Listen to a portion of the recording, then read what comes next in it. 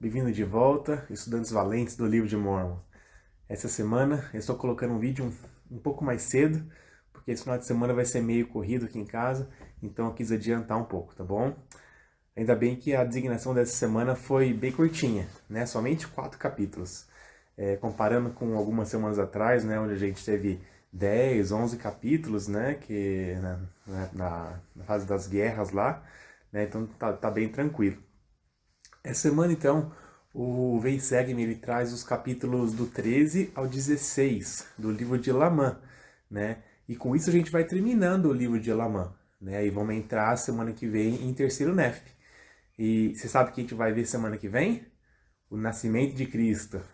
Pois é, esses capítulos de hoje, né, que a gente vai ver hoje, eles passam mais ou menos entre os anos 6 e 1 antes de Cristo, né? Então a gente está chegando bem perto aí dos capítulos que são o ponto alto do livro de Mórmon, né? Que fala sobre o nascimento, depois sobre a vinda de Cristo, né? Nossa leitura tá passando bem depressa, assim como o ano inteiro está passando depressa, né? Dá para acreditar que a gente já está em setembro? Que loucura, né? Bom, hoje nós vamos falar sobre um profeta bem especial, tá?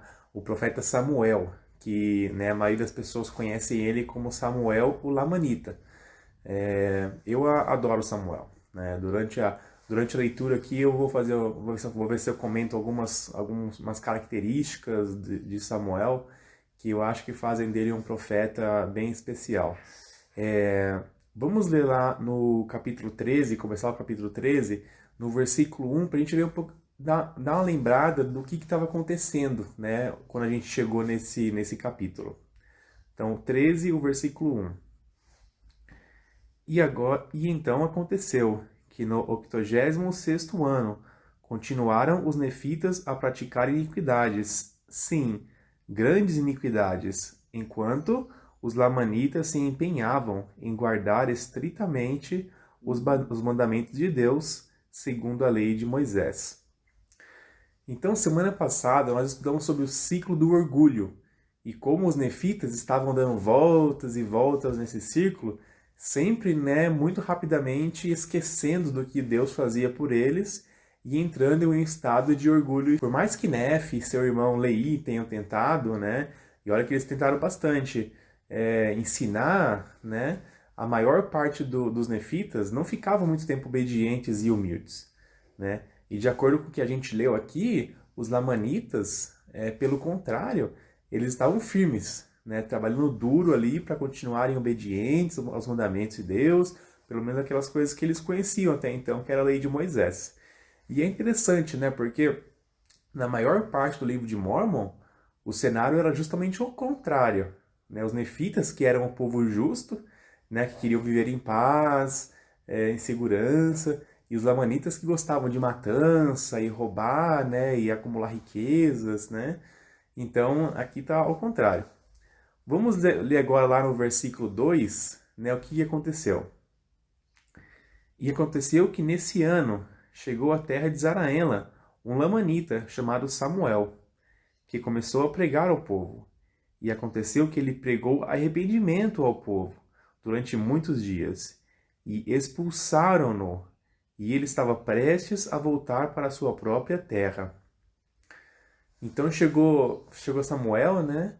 E Mormon faz a questão de colocar aqui que ele era um lamanita, já que não era tão comum o lamanita estar chamando os nefitas ao arrependimento. Geralmente era o contrário, né? E Samuel foi tão especial que ele foi o único profeta lamanita que teve as suas palavras gravadas nas placas. A gente não sabe, né, se tiveram outros profetas lamanitas, mas os lamanitas eles estavam bem justos nesse momento, né? Mas Samuel foi o único profeta lamanita que teve os seus ensinamentos gravados. Agora, a gente não sabe mais nada do histórico e do perfil de Samuel, além de saber que ele era um lamanita. A gente não sabe se ele era mais novo, se ele era mais velho. A gente não sabe se Samuel foi convertido né, para o Evangelho junto com o povo de Amon lá atrás, né? A gente não sabe se ele tinha sido um dos guerreiros de Elamã, ou até talvez ele tenha sido um dos lamanitas que foram convertidos por últimos aqui no começo do livro de Lamã, né, quando Leí e Nefe foram para pregar entre os lamanitas. Então a gente não sei, a gente não sabe, né, por quanto tempo que ele foi convertido, qual a idade dele, né? Então pode ser que ele seja mais novo ou mais velho. Aí eu já vi figuras e pinturas que tem as duas possibilidades. Mas isso não importa, né? Vamos focar aqui nos princípios, nos ensinamentos. Agora imagina como os nefitas devem ter se sentido, né? A gente já sabe que nessa fase eles estavam muito orgulhosos ali, estavam se achando como se fosse o último biscoito do pacote, né? Aí chega um Lamanita, que era um povo que durante quase 600 anos fez de tudo para destruir o seu povo e levar seus antepassados para o cativeiro e matar eles, né? E chega um Lamanita falando aqui de que tinha sido enviado por Deus para falar para você que você está fazendo de tudo de errado e precisava se arrepender e mudar. Né? Imagina como é que o povo levita se sentiu, né? Tanto que eles não quiseram saber e expulsaram Samuel da cidade, depois de vários dias ali tentando ensinar.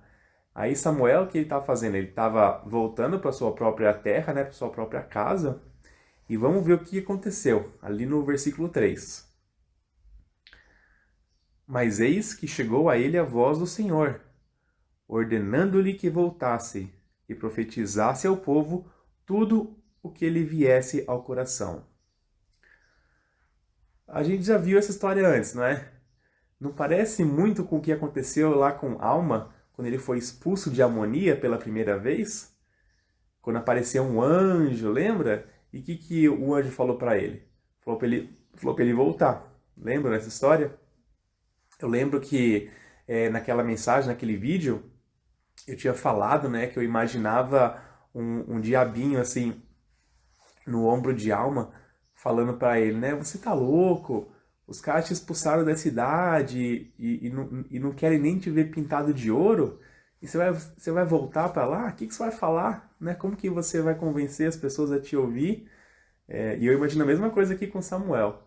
Ainda mais não sabendo de antemão o que ele tinha que falar. Né? O Senhor pediu para ele falar o que viesse ao coração dele. Mas aí o que ele fez? É claro que ele voltou. Né? Assim como Alma lá em Amonia, ele nem pensou, né, nas possibilidades, na dificuldade, deu meia volta e já voltou para a cidade. Mas chegando lá, as pessoas já estavam esperando por ele no portão da cidade ali e nem deixaram ele entrar. Né? Agora, se você fosse Samuel, né, você já foi expulso uma vez, aí você vai lá, tentou de novo, né, de acordo com o mandamento do Senhor, e nem deixaram você entrar. Não dá vontade de sacudir a poeira dos pés e ir embora, deixar o povo para lá? Mas Samuel não, né? Ele sabia que precisava encontrar uma maneira de obedecer ao pedido do Senhor. Isso é uma das coisas que fez Samuel ser especial para mim. Ele não desiste quando encontra alguns obstáculos, por mais que esses obstáculos pareçam ser impossíveis de superar. Né? E ele também não fica esperando, né, cruza os braços lá, fica esperando o Senhor, né, falar para ele como superar os obstáculos, né? Pô, Senhor, eu vou aqui esperar até você me dar uma solução. Não. Ele foi lá e tentou, né? Então o que ele fez? Ele olhou para cima, né, aquela muralha ali da cidade de Zaraela, e a gente viu como que as muralhas tinham sido construídas na época das guerras, bem altas, né, e fortes para proteger a cidade. Mas ele olhou lá, deu um jeito de subir nessa muralha e começou a pregar ao povo, falando bem alto, né? Estendeu a mão lá e começou a pregar ao povo. Quanta fé, né? E perseverança de Samuel, né? Bom, vamos começar a ver algumas das coisas que Samuel falou, né? Eu fico admirando essas partes da história e depois acabo ficando sem tempo de falar as outras partes. Mas vamos ler ainda lá no capítulo 13. Vamos ler o 5 e depois o 10 e o 11. Tá? Então, primeiro o 5. Vamos ver o que Samuel começou a falar para o povo. E ele disse-lhes: Eis que eu, Samuel, um lamanita, digo as palavras do Senhor, que ele me pôs no coração. E eis que ele pôs no meu coração, que devo dizer aos deste povo, que a espada da justiça está suspensa sobre ele. e não se passarão 400 anos antes que caia sobre eles a espada da justiça. Então, outra coisa que eu adoro em Samuel é que ele é bem claro, simples e específico nas suas profecias. Né? Aqui ele deixa bem claro, né, que ele está falando em nome do Senhor e que não passaria 400 anos até que o povo, né, fosse destruído. E vamos ler outros versículos também, onde ele fala de quantidade de dias, que ele dá um script exatamente do que vai acontecer. Então ele não fica enrolando muito não. Agora vamos ler lá então o 10 e 11. Sim, visitá-los-ei com minha ardente ira, e haverá alguns da quarta geração de vossos inimigos que viverão para presenciar vossa completa destruição. E isto sem dúvida sucederá, salvo se vos arrependerdes, diz o Senhor. E os da quarta geração hão de causar vossa destruição. Mas se vos arrependerdes e vos voltardes para o Senhor vosso Deus, eu desviarei a minha ira, diz o Senhor. Assim diz o Senhor, bem-aventurados os que se arrependerem e se voltarem para mim, mas ai daqueles que não se arrependeram. Então aqui ele está profetizando mais um pouquinho, né, sobre a destruição do povo, caso eles não se arrependam. E eu achei interessante que ele usou o conceito de gerações, né, para deixar mais uma vez uma prévia de tempo, aí, quanto tempo faltava para essa fase. Mas por que usar gerações, né? Falando que eles seriam destruídos ali até a quarta geração. A primeira coisa que eu pensei quando eu li esses versículos aqui foi, né, assim, nossa, imagina eu sabendo que se eu não mudasse os meus jeitos, os meus bisnetos iriam ser destruídos, né, que é a quarta geração. E talvez que eu precise mudar, né, para ser o exemplo da minha família e poder garantir o futuro das outras gerações, né? Então, não sei se esse foi o objetivo, mas eu acho que os nefitas conseguiram pensar também em suas famílias dali para frente e no que iria acontecer com seu legado, né, daqui 400 anos ou 4 gerações. A gente sabe a cultura nefita, né, que eles davam bastante importância para os grupos familiares, né, para garantir o bem-estar e a liberdade deles. Então, com certeza, isso aqui fez eles pensarem um pouquinho lá na frente. Mas no 11 aqui, ele deu a solução também, né? O que ele falou? Mas se vocês, o Senhor diz, se vocês arrependerem, né, aí vocês não vão ser destruídos. Né? Então, deu a solução. No capítulo 14, que a gente vai ler, Samuel ele vai falar um pouquinho mais da vinda do Salvador e como isso aí nos ajuda nessa parte do arrependimento. Mas antes da gente ir para o 14, tem mais uma coisinha no 13 aqui que eu queria ver. Tá? Eles tinham... Samuel falou aqui também um pouquinho sobre as riquezas que as pessoas tinham recebido, né, nesse momento, até esse momento. E é uma continuação do que a gente começou a falar lá na aula passada. Lembra que a gente falou sobre riquezas e orgulho? Vamos ler lá o versículo 22, para ver como que ele fala sobre isso.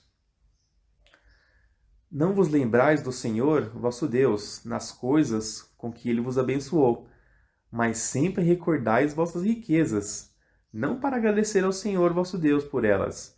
Sim, o vosso coração não se achega ao Senhor, mas enche-se de grande orgulho, com ostentação e com grande arrogância, invejas, discórdias, malícia, perseguições e assassinatos, e toda sorte de iniquidades. Então as pessoas, ao conseguirem as riquezas, elas não agradeciam ao Senhor como a fonte de tudo que eles tinham. Eles só pensavam em se orgulhar de tudo que eles tinham até aquele momento e no que eles poderiam fazer para conseguir mais e mais. Na verdade, essa semana, nos meus estudos aqui, eu achei uma citação do Elder Dallin H. Oaks que fala um pouco mais sobre isso. E é um ótimo resumo assim, do que a gente começou a falar na semana passada e agora ele fala aqui de novo. É um discurso da conferência de outubro de 1985, tá? E ele fala assim: Como outros profetas do livro de Mórmon, Samuel, o Lamanita, advertiu os nefitas de que eles foram amaldiçoados por causa de suas riquezas, porque nelas colocastes o coração, e não escutastes as palavras daquele que vô-las deu. Não há nada de inerentemente mal no dinheiro. O bom samaritano usou a mesma moeda para servir ao próximo que Judas usou para trair o mestre. É o amor ao dinheiro que é a raiz de todo o mal. A diferença crítica é o grau de espiritualidade que exercemos ao ver, avaliar e administrar as coisas deste mundo e nossas experiências nele. Se for permitido se tornar um objeto de adoração ou prioridade, o dinheiro pode nos tornar egoístas e orgulhosos, inchados com as coisas vãs deste mundo. Em contraste, se usado para cumprir nossas obrigações legais e para pagar nossos dízimos e ofertas, o dinheiro pode demonstrar integridade e desenvolver altruísmo. O uso espiritualmente iluminado da propriedade pode ajudar a nos preparar para a lei superior da glória celestial. Ele foi bem claro e direto aqui, né? O nosso tesouro está onde está o nosso coração. Então, o amor ao dinheiro é a raiz de todo o mal, né? Aí no final do capítulo 13, ele fala que vai chegar uma hora que as riquezas vão ser amaldiçoadas e ficar até escorregando ali da mão dele, da mão das pessoas, que eles não vão conseguir nem pegar. Eu não sei como é que funcionaria muito bem ali, mas... e então, nesse momento, quando isso acontecesse, as pessoas iam começar a lamentar, né? Iam falar, se eu tivesse ouvido os profetas em vez de expulsar eles, se eu não tivesse dado tanta importância nas coisas deste mundo. Mas olha o que Samuel fala, né, sobre esse dia, né, quando chegasse esse dia, lá no 38. Mas eis que vossos dias de provação se passaram. Procrastinastes o dia de vossa salvação, até que se tornou, para sempre, demasiado tarde. E vossa destruição é certa. Sim, porque durante todos os dias de vossa vida buscastes aquilo que não podíeis obter, e buscastes felicidade na iniquidade, o que é contrário à natureza daquela retidão que há em nosso grande e eterno cabeça. Pessoal, quando viemos para este mundo, a gente veio sem nada. E quando fomos embora, não vamos carregar nada de coisas materiais com a gente. Então, sejamos sábios, né? Aonde que nós devemos procurar a verdadeira felicidade e onde que a gente deve juntar o nosso tesouro, né? Tem uma parte legal aqui no 13 também, que ele fala um pouco sobre falsos profetas e como as pessoas aceitavam eles, mas expulsavam os verdadeiros, né? Acho que lá no versículo do 24 até o 28. É bem interessante, mas eu vou deixar essa partezinha para vocês estudarem e discutirem aí com a família de vocês, tá bom? Então, vamos virar lá para o capítulo 14. E Samuel vai falar um pouco sobre a solução, né, para aquelas pessoas que desejam se arrepender. Essa solução, claro, é o nosso Salvador Jesus Cristo, né? Vamos ler lá do versículo 2 ao 5 para ver como que ele começa. Então, 14, do 2 ao 5. E eis que ele lhes disse, eis que vos dou um sinal, pois mais 5 anos se hão de passar, e eis que então o Filho de Deus virá para redimir todos os que crerem em seu nome. E eis que isso vos darei por sinal, na ocasião de sua vinda. Eis que haverá grandes luzes no céu, de modo que na noite anterior à sua vinda não haverá escuridão, tanto que aos homens parecerá ser dia. Portanto, haverá um dia e uma noite e um dia, como se fosse um só dia, e não houvesse noite. E isso vos será por sinal, pois vereis o nascer e também o pôr do sol. Portanto, saber-se-á com certeza que se terão passado 2 dias e uma noite, muito embora não haja escuridão durante a noite. E essa noite precederá o seu nascimento. E eis que uma nova estrela aparecerá, uma que nunca vistes antes, e isso também vos será por sinal. Será que ficou claro ali, né? Quando e como as pessoas vão saber que Cristo nasceu? Acho que sim, né? Viram como Samuel era bem específico nas suas profecias? Né? Daqui 5 anos, e vai ter um dia, uma noite e um dia, que vai ser como um dia. Não vai ficar escuro, e vai ter uma estrela nova no céu que vocês nunca viram antes. Só faltava ele falar, né? Vai ser dia 6 de abril. Seria tão bom se a gente um dia recebesse uma profecia desse jeito sobre a segunda vinda de Cristo, né? Que a gente tanto espera. Quem sabe, né?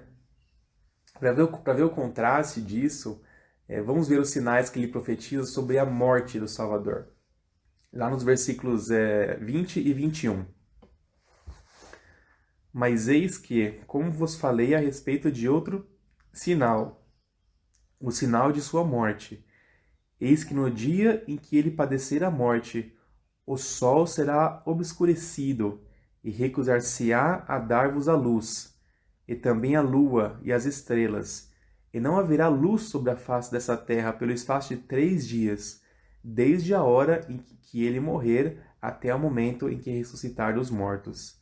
Sim, no momento em que ele entregar o Espírito, haverá trovões e relâmpagos por muitas horas, e a terra tremerá e estremecerá, e as rochas que estão sobre a face dessa terra, as que estão em cima como as que estão embaixo da terra, as quais sabeis agora que são sólidas, ou cuja maior parte constitui uma sólida massa, serão despedaçadas.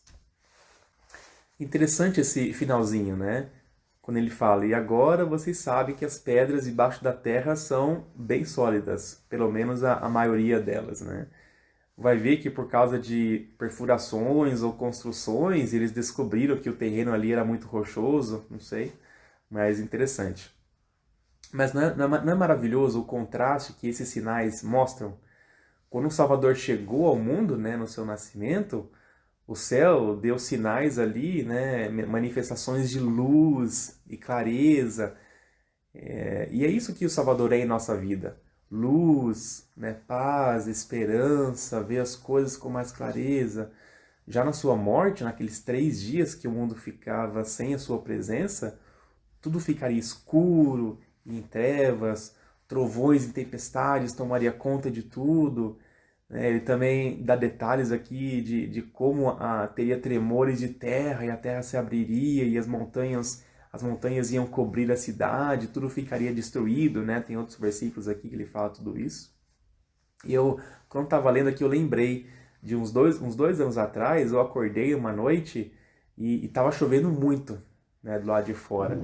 E eu olhei pela janela do meu quarto, né, na persiana ali, eu olhei pro quintal e eu fiz esse pequeno vídeo aqui que eu tô passando agora.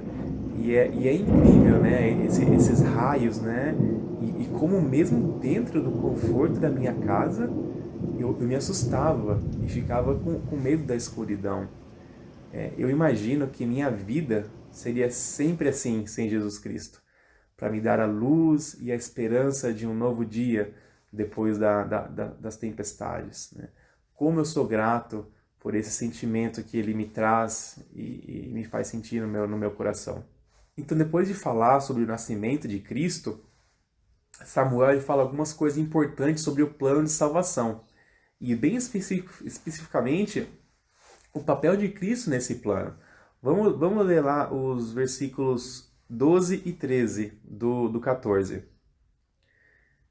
E também para que saibais da vinda de Jesus Cristo, o Filho de Deus, o Pai do céu e da terra, o Criador de todas as coisas desde o princípio, e para que saibais dos sinais de sua vinda, e para que acrediteis em seu nome. E se acreditardes em seu nome, arrepender-vos-eis de todos os vossos pecados, para que desse modo alcanceis a remissão dos pecados por meio de seus méritos. Jesus Cristo, o Criador de todas as coisas e o coautor do plano de salvação junto com o Pai Celestial, ele veio à Terra para que possamos alcançar a remissão de nossos pecados, mas por meio de seus méritos, pelos méritos de Cristo. Isso é uma coisa que precisa ficar bem claro para todos nós. É o sacrifício expiatório de Cristo que torna tudo isso, né, o arrependimento e a remissão dos pecados, possível. Se não tivermos um testemunho do Salvador, se não acreditarmos realmente no fundo de nosso coração que Ele é o único caminho, né, para isso, para a remissão dos pecados, a gente pode ser a melhor pessoa do mundo, mas nós não seremos salvos. Né? Nós temos que ter o testemunho, saber que Jesus Cristo, pelos méritos dele, é que nós vamos conseguir alcançar essas coisas. Vamos continuar ali no versículo 15 até o 17. Pois eis que ele certamente deverá morrer, para que venha a salvação. Sim, cabe-lhe morrer, e isso é necessário, para levar a efeito a ressurreição dos mortos, para que assim os homens possam ser conduzidos à presença do Senhor. Sim, eis que essa morte leva a efeito a ressurreição, e redime toda a humanidade da primeira morte, dessa morte espiritual, porque toda a humanidade, tendo sido afastada da presença do Senhor pela queda de Adão, é considerada como morta, tanto em relação às coisas materiais, como às coisas espirituais. Mas eis que a ressurreição de Cristo redime a humanidade, sim, toda a humanidade, e leva-a de volta à presença do Senhor. Então, Samuel profetiza aqui sobre a morte de Cristo, sobre a necessidade dela e o que ela torna possível. Ele deixa bem claro, primeiramente, aqui, que Cristo ele precisa morrer para que o plano tenha efeito. Isso não é uma coisa opcional. Na verdade, a sua morte já estava planejada, mesmo antes da criação do mundo, né? Quando Cristo e o Pai Celestial criaram esse plano. E a morte de Cristo, por si só, automaticamente nos salva do quê? Vocês conseguiram pegar aí do que a morte de Cristo nos salva automaticamente? Se você não conseguiu entender, é porque é meio complicadinho esse versículo. Então, se você quiser dar uma pausa aí no vídeo, ir lá e ler de novo, é bem importante. Pronto? Fizeram aí? Então, Samuel chama de primeira morte algo que é atribuído a toda a humanidade por causa da queda de Adão e Eva. E essa primeira morte tem duas partes. Vocês conseguiram pegar quais são essas duas partes? Então, de novo, se você quiser dar uma pausa, voltar lá no versículo, pode ir. Tá? Então, uma parte dessa primeira morte é a morte física, que por causa da queda, né, nós nos tornamos mortais. E isso Jesus Cristo venceu por nós quando ele ressuscitou. Sem a ressurreição, nosso corpo nunca estaria preparado para estar na presença de Deus novamente. Nós precisamos desse corpo restaurado em sua perfeição. E isso acontece através da ressurreição, como a gente já viu aqui, Alma falando e outros profetas também falando, né? E a outra parte dessa primeira morte é uma morte espiritual, que é o afastamento automático que temos do Senhor por causa também da queda de Adão e Eva. Mas no 17, nós lemos que a ressurreição de Cristo redime toda a humanidade. Né? Isso quer dizer o quê? Todo mundo. Por isso nós acreditamos que os homens não serão punidos pela transgressão de Adão, pois o Salvador já cobriu, né, esses dois problemas que a queda nos trouxe. Automaticamente. Né? De graça para todo mundo. Aí vamos continuar lá no 18 e no 19. Sim, e torna operantes as condições do arrependimento, de que todo aquele que se arrepende não é cortado, nem atirado ao fogo, mas todo aquele que não se arrepende é cortado e atirado ao fogo. E recai sobre eles novamente uma morte espiritual, sim, uma segunda morte, porque novamente são separados das coisas concernentes à retidão. Portanto, arrependei-vos, para que não aconteça que, conhecendo essas coisas e não as cumprindo, incorrais em condenação e sejais afastados sejais arrastados a essa segunda morte. Opa, agora temos também então uma segunda morte. E o que é essa segunda morte? Também é uma morte espiritual, por causa de nossos próprios pecados, devido à natureza carnal em que nós vivemos hoje em dia. Para essa segunda morte espiritual, o sacrifício de Cristo nos trouxe o quê? Ele diz aqui, as condições do arrependimento. Então a vitória contra essa segunda separação espiritual de Deus está condicionada ao nosso arrependimento. E é por isso que Samuel está tentando explicar para o povo aqui várias vezes, né, sobre o arrependimento. O Salvador fala, o Salvador vai fazer muito por vocês, mas vocês precisam se arrepender. Né? Então, pessoal, nós não precisamos nos preocupar sobre o que fazer, né, para sobrepujar a morte física ou a separação espiritual por causa da queda de Adão. Dessas coisas, Cristo já cuidou e estamos prontos para sermos apresentados ao Pai Celestial no dia do julgamento. Agora, a morte espiritual que é causada por nossas próprias falhas, para essa a gente precisa entender as condições deixadas por Cristo.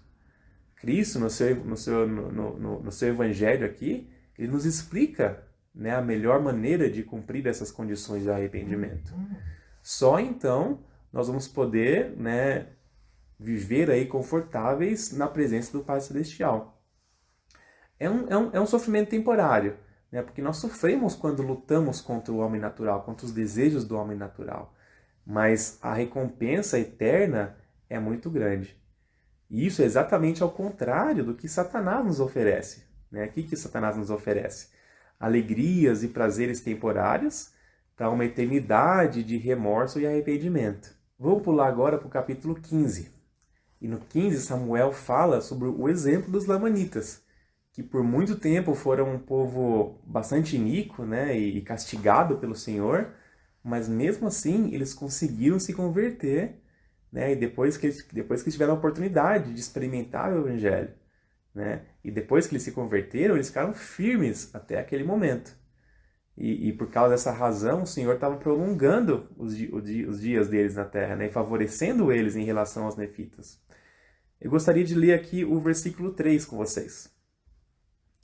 Sim, ai deste povo, que é chamado de povo de Nefe, se não se arrepender quando vir todos esses sinais e maravilhas que lhes serão mostrados.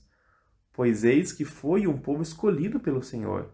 Sim, ele amou o povo de Nefe e também o castigou. Sim, nos dias de suas iniquidades, castigou-o, porque o ama. Quando eu li esse versículo, eu fiquei pensando em algumas vezes quando brigamos ou damos um pequeno castigo para o nosso filho aqui de 6 anos, o Alexandre, por causa de alguma birra ou algum mau comportamento que ele teve, né? E geralmente ele vira pra gente e fala assim: vocês não gostam de mim? Vocês querem que eu vou embora? É isso? Querem que eu vou embora para sempre? E aí a gente pensa, né? Pô, que sentimento imaturo dele, né? Pensar desse jeito. Mas será que às vezes nós não sentimos da mesma forma quando o Pai Celestial nos causa algum castigo, né? Algum sofrimento, ou faz acontecer alguma coisa que a gente não gosta, que a gente não quer, né? Tem um videozinho no manual do Vem Segue, se vocês forem na versão online, é um videozinho que eu tinha assistido já há alguns anos atrás, mas eu tinha esquecido. Eu fiquei muito feliz de ver de novo, porque eu acho muito legal. É um discurso do Elder D. Todd Christofferson, que ele conta uma história que o presidente Hugh B. Brown tinha contado, né, vários anos atrás. Eu vou ver se consigo passar para vocês aqui o videozinho, tá? É rapidinho, são só 3 minutinhos. Aí se eu conseguir passar o videozinho, eu já volto logo depois do vídeo, tá bom?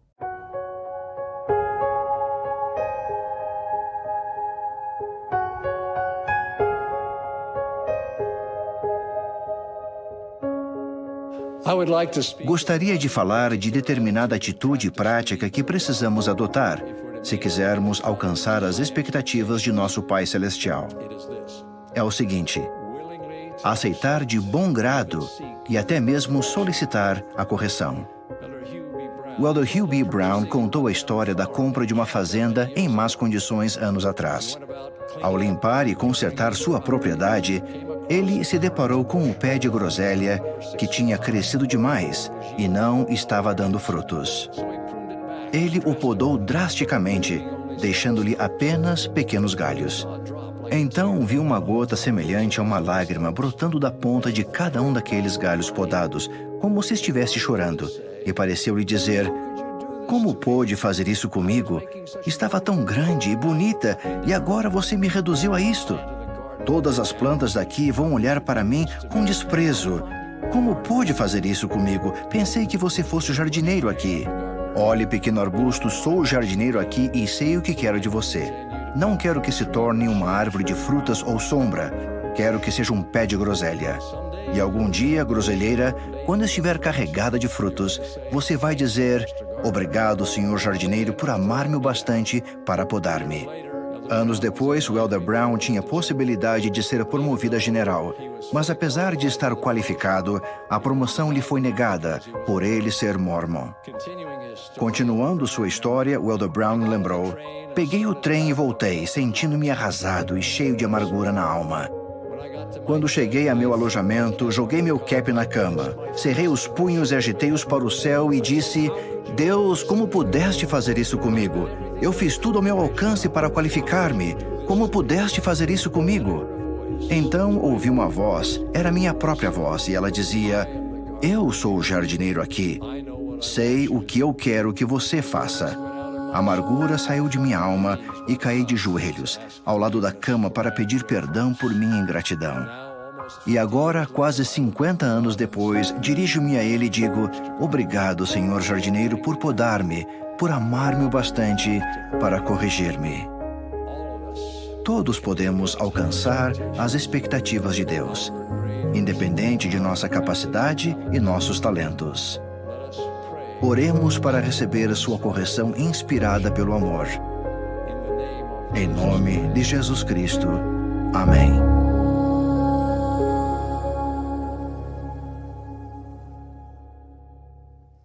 Mas é muito legal.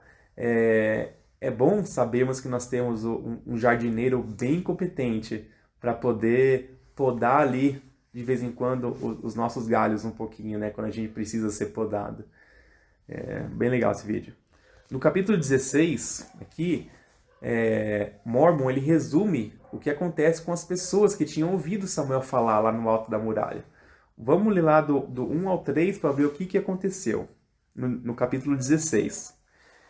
E aconteceu que muitos ouviram as palavras de Samuel, o Lamanita, proferidas de cima das muralhas da cidade. E todos os que acreditaram em suas palavras saíram à procura de Nefe, e quando o encontraram, confessaram-lhe seus pecados, e não os negaram, desejando ser batizados no Senhor. Todos os que não acreditaram nas palavras de Samuel, porém, ficaram irados contra ele, e jogaram-lhe pedras sobre a muralha, e também muitos lhe atiraram flechas enquanto se encontrava em cima da muralha. Mas o Espírito do Senhor estava com ele, de modo que não conseguiram atingi-lo com suas pedras, nem com suas flechas. Ora, quando viram que não podiam atingi-lo, muitos mais acreditaram em suas palavras, de modo que se dirigiram a Nefe a fim de serem batizados.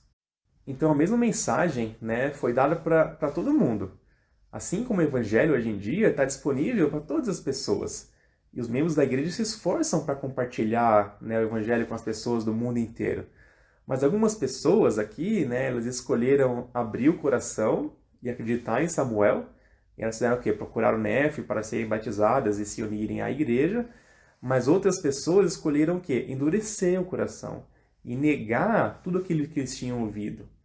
E aí, em vez de esquecer, né, já que não acreditaram, em vez de esquecer e ir embora, não, eles ainda tentaram matar Samuel atirando flechas e pedras nele. mas não conseguiram acertar por causa do Espírito de Deus. E aí a maioria das pessoas, né, que tinham tentado matar Samuel ainda acusaram ele de estar possuído por um espírito, né, já que eles não conseguiam acertar, e elas tentaram subir no muro e pegar ele. Mas aqui no 7 diz que Samuel se atirou da muralha e foi embora.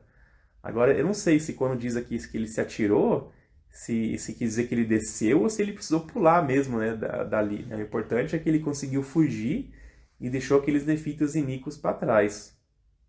Nos próximos anos que passaram, né, a iniquidade daqueles que não eram membros da igreja só piorou. E aí até alguns lamanitas começaram também a endurecer o coração. Né? Se você ler aqui o 15, você vai ver isso aqui no finalzinho. Bom, para terminar a mensagem de hoje, eu gostaria de voltar rapidinho ali no capítulo 14 e ler os versículos 30 e 31. Rapidinho. E agora, meus irmãos, lembrai-vos de que os que perecem, perecem por culpa própria, e todos os que praticam iniquidades o fazem contra si mesmos. Pois eis que sois livres, tendes permissão para agir por vós mesmos, porque eis que Deus vos deu o conhecimento e vos fez livres. Ele permitiu-vos discernir o bem do mal, e permitiu-vos escolher a vida ou a morte, e podeis fazer o bem, e serdes restituídos ao que é bom, ou seja, ter o que é bom restituído a vós, ou podeis praticar o mal, e fazerdes que o mal vos seja restituído. Então, temos que sempre lembrar que esse livro foi escrito para os nossos dias, não só para aquele pessoal daquela época. Então, os ensinamentos, né, daqui se aplicam a nós também. Nós temos o conhecimento que precisamos para tomar as escolhas. Acabamos de falar aqui sobre doutrinas maravilhosas do plano de salvação. Então, no final, a escolha é nossa, se a gente vai escolher a vida ou a morte. Se escolhemos a recompensa eterna ou o lamento eterno. Né? Já que Cristo completou já a sua parte com o seu sacrifício expiatório, só existe uma pessoa entre nós e a vida eterna. E essa pessoa é nós mesmos. Né? Eu sei que Cristo realmente vive, que Ele veio à Terra e cumpriu a sua parte no plano, para que nós possamos fazer a nossa parte e retornarmos à sua presença e ser um pouco mais como Ele. Não só retornar à presença de Deus, mas sim nos tornar um pouco mais como Ele. Eu oro para que todos nós possamos continuar firmes e entender que o Pai Celestial está no comando de tudo o que acontece nessa terra e com cada um de nós. Essa mensagem que eu deixo hoje com vocês, em nome de Jesus Cristo. Amém.